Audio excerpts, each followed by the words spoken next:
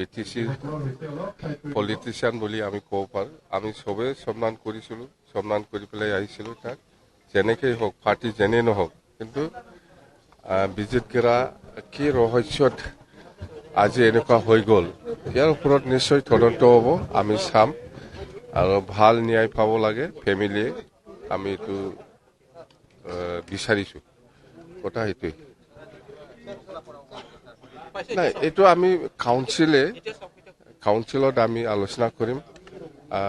যেহেতু সি আমাৰে MCLA আছিল, আমাৰ দলৰে, আৰু এতিয়া বিজেপিত পৰা MCLA বা স্পিকাৰ হিচাপে আছিলে। কিন্তু আমি গভৰ্ণমেণ্ট হিচাপে আমাৰ দায়িত্ব এটা আছে, আমি আমাৰ কাউন্সিলত সেইটো বিষয় লৈ আমি আলোচনা কৰিম। আজিৰ দিনত কিবা কোৱাটো আমাৰ কাৰণে দুৰ্ভাগ্যজনক হ'ব।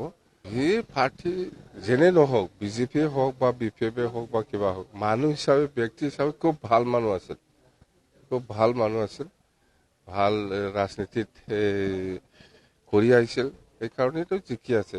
নহওক ইয়াৰ কিবাটো তদন্ত হ'ব নিশ্চয়, ভাল ন্যায় পাব ফেমিলিয়ে, এইটো আমি বিচাৰোঁ। ইয়াৰ কাৰণে কি কৰিব লাগে নালাগে আমাৰ কাউন্সিল আছে, কাউন্সিলতহে আমি আলোচনা কৰিম। মুঠতে খুব আমি চক কৰিছোঁ যে সি এনেকুৱা ঘটনা হোৱাটো আমাৰ কাৰণে দুৰ্ভাগ্যজনক, আৰু আমি এইটো বিচৰা নাছিল।